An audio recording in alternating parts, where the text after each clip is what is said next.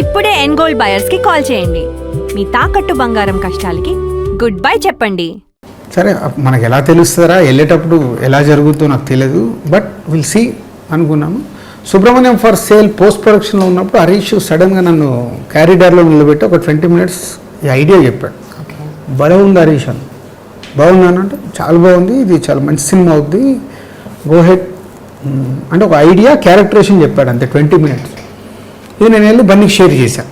బన్నీ ఇట్లా హరీష్ చెప్పాడు తనకి, ఎందుకంటే సుబ్రహ్మణ్యం ఫర్ సేల్ కూడా చెప్పాం బన్నీకి. బాగుంది సార్ ఐడియా, బట్ ఎలా వస్తుంది అని అంటే చూద్దాము, హరీష్ వర్క్ చేస్తాడు చెప్తాడు. సో అలా సుబ్రహ్మణ్యం ఫర్ సేల్ రిలీజ్ అవ్వడము, సక్సెస్ అవ్వడం, తన హరీష్ వర్క్ చేస్తూ ఆల్మోస్ట్ ఓకే చేసుకోవటానికి 3 months పట్టింది. రకరకాలుగా అన్ని రకాలుగా పక్కాగా వచ్చేలా.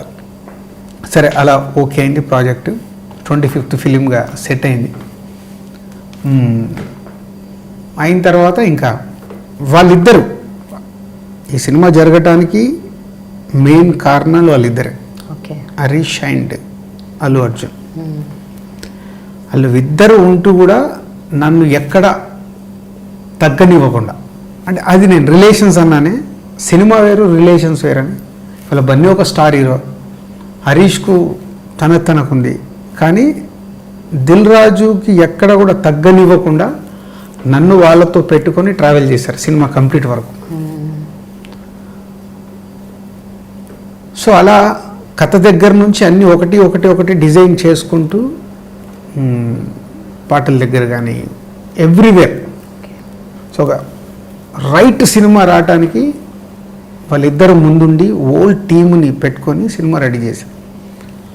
మనకు రోజు నైట్ 3 వరకు ఎడిటింగ్ రూమ్లో ముగ్గురమే. సో అలా సో మెనీ మూమెంట్స్. ఒక 25th ఫిలింకి ఎన్ని రావాలో అన్ని కుదిరాయి. ఇంకా మీరు ఇందాక అడిగినట్టు అంటే what is special for Allu Arjun. So నాకు సరైనోడు సినిమా చూసినప్పుడు నాకు షాకింగ్ ఎలిమెంట్ ఏంటంటే బన్నీ పర్ఫార్మెన్స్. అంటే తను చేసిన విధానము, అరే ఏం చేస్తున్నాడు అయిపోయింది. ఈ సినిమాలో సో మెనీ వేరియేషన్స్, దేనికి దానికి హోంవర్క్ చేసుకొని తను ఇచ్చిన వేరియేషన్స్ సూపర్. ఇప్పుడు మీకు చూస్తున్న ట్రైలర్స్లో కానీ టీజర్స్లో కానీ బ్రాహ్మణ్ క్యారెక్టర్ అది, డీజే క్యారెక్టర్ అంటే ఇది, డ్యాన్సులు అంటే డ్యాన్సులు, సో ఎవ్రీథింగ్. ఫైనల్గా సినిమా రెడీ. సో 23rd రోజు డెఫినెట్గా అటు బన్నీకి కానీ ఇటు హరీష్కి కానీ మీకు మా బ్యానర్కి 25th ఫిలిం కానీ అందరికీ it's a surprise. So it's a surprise hit. రేంజ్లో అవన్నీ వి డోంట్ నో, బట్ గట్టిగానే కొడుతున్నాం. మీరంటే ఇంకా మీ ప్లానింగ్ అది గట్టిగానే కొడుతున్నాం అది, బట్ ఆడియన్స్ చెప్పే వరకు. సో మా చేతిలో డెఫినెట్గా ఒక హిట్ సినిమా కనిపిస్తుంది నాకు. గట్టిగా కొడుతున్నాం అని ఎందుకు అంటున్నా అంటే ఆడియన్స్ కూడా అదే రేంజ్లో మేము అనుకున్నట్టు రీచ్ అయిపోతే ఇట్స్ సిక్సర్. మధ్యలో వచ్చిన చిన్న డిస్టర్బెన్సెస్ని మీరు బాగానే హ్యాండిల్ చేసినట్టున్నారు. టీజర్ రిలీజ్ అప్పుడు వచ్చిన కాంట్రవర్సీలు, పాట రిలీజ్ అప్పుడు వచ్చిన కాంట్రవర్సీ. అంటే కాంట్రవర్సీ అది ఒకటేనండి. ఆ పాటలో ఆ వర్డ్స్ వల్ల, అంటే అదే ముందు నుంచి దువాడి జగన్నాథం బ్రాహ్మణ్ క్యారెక్టర్ అనగానే వాళ్ళందరూ ఎక్కువ ఫోకస్ చేశారు. నిజంగా ఇప్పుడు నాకుంది, నాకు అంతో ఇంతో తెలుసు అనుకుంటున్నాను, నాకే అర్థం కాదు నమ్మకం చమకం అంటే ఏంటని వాళ్ళు చెప్పే వరకు. సో కామన్ మ్యాన్కి ఎవరికి తెలియదు. కొందరు ఇప్పుడు బ్రాహ్మణ్ దాంట్లో ఉండి శ్లోకాల గురించి తెలిసి, హిందుత్వంలో ఉండి అవి గురించి తెలిసిన వాళ్ళకి అది అర్థమవుతుండొచ్చు. వాళ్ళు చెప్పిన తర్వాత మేము కూడా అనుకొని మనకు we don't want any controversy.